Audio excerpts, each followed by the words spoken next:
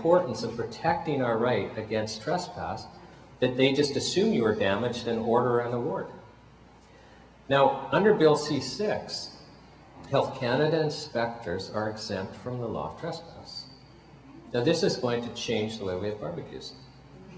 Because now when you're in the backyard and you're having a barbecue and you got, you know, a cooler there with beers in it, you got to have a couple extra ones in case there's some Health Canada inspectors in your yard. Because if you tell them to leave, they don't have to go. And, you know, we're Canadians, we're polite. So I'm just thinking, you know, we need to change our behavior. They don't have to leave. You can call the police if they're on your property. They can be investigating your neighbor. They don't have to be investigating you. And the police can't do anything. They're exempt. Now, are consumer products all of a sudden so dangerous in Canada that we have to sacrifice the law of trespass, our private enjoyment of property? I mean, we won't put up with it for serious crimes. Are consumer products all of a sudden so dangerous that we have to abolish the rule of law? It's a fundamental question, isn't it? Because if we allow basically complete arbitrariness in the area of consumer products, then what's next? Where does it end? So now what's interesting about Bill C-6 is it passed with the support of every single party in the House of Commons. Passed with the support of every single party. Somebody told me, I didn't verify, that it was passed unanimously, like without even a single vote against it. Which, isn't that interesting? So here, and I could be wrong on that. I was just, somebody said that I did not verify, but it definitely had support of all parties.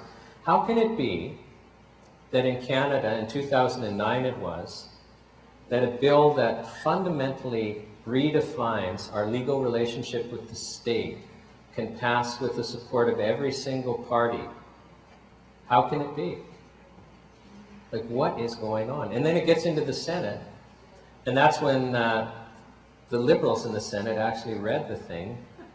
They went ballistic, and they sent it back to the House with amendments, and then our Prime Minister prorogues Parliament, appoints some more senators, conservative senators, so that the Liberals will lose their majority, or at least he's trying to whittle away on it. So we don't know what's going to happen with Bill C-6 now. The House could reintroduce it, and I think the rules, if there's enough support, allow them to just adopt it where it was without it having to go through 3 readings again, and they could send it back to the Senate. We don't know what they're going to do, but we expect that something's going to happen soon, and so we actually need everyone to be awake and paying attention, because this is actually vital. We also need, I've indicated I'm president of the Natural Health Products Association. We also need people to support our plan, because the industry's been asleep.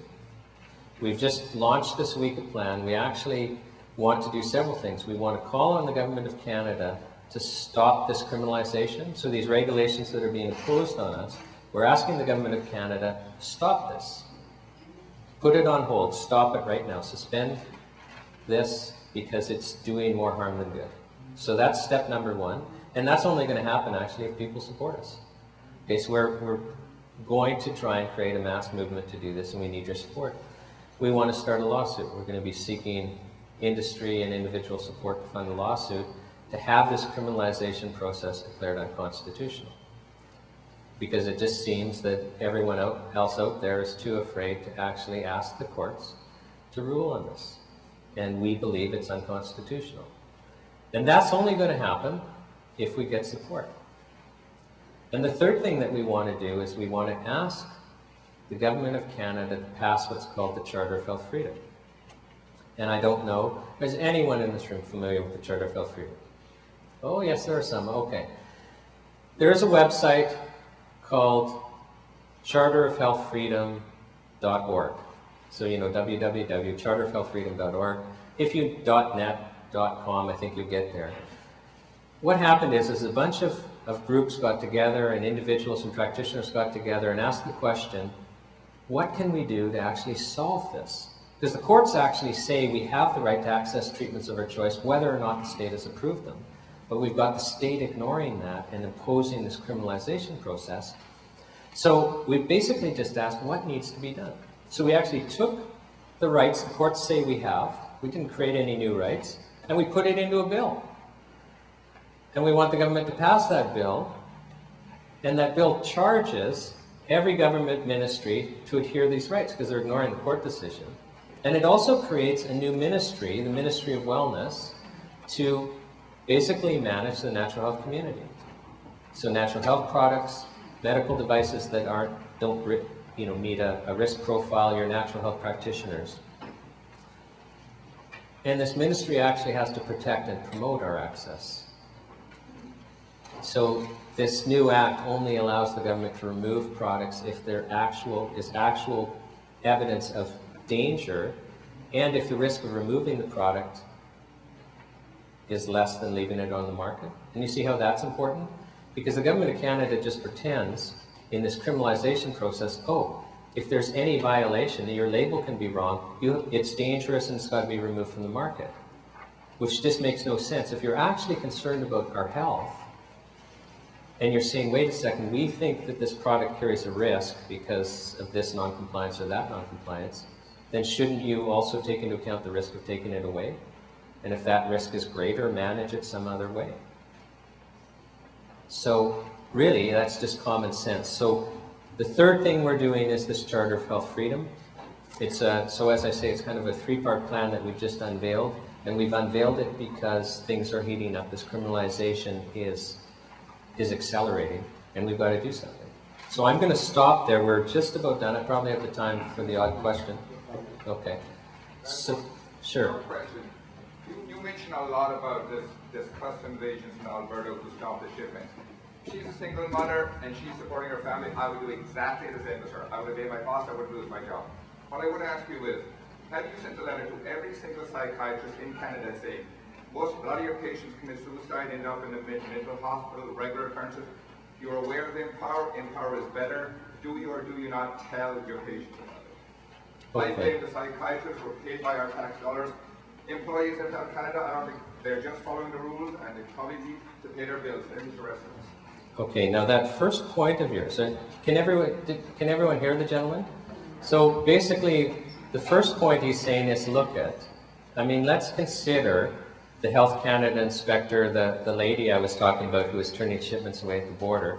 What if she's a single mom, has to care for her kids?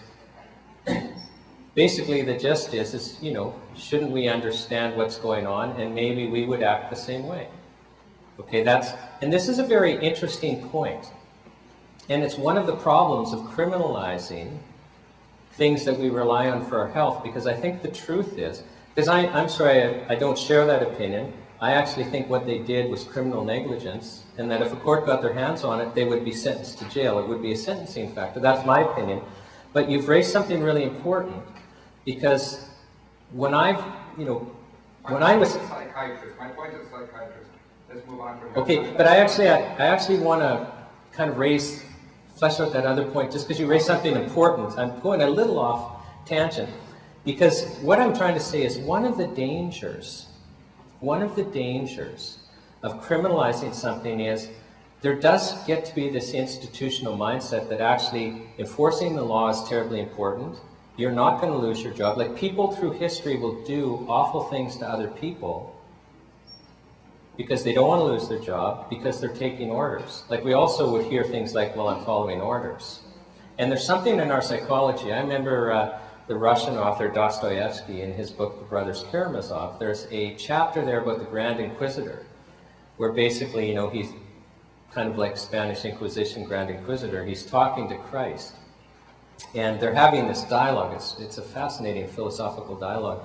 But one of the things I walked away from that is that there's this principle, this psychological principle, that if you can take the responsibility away from people, they'll follow orders, even if it means doing terrible things.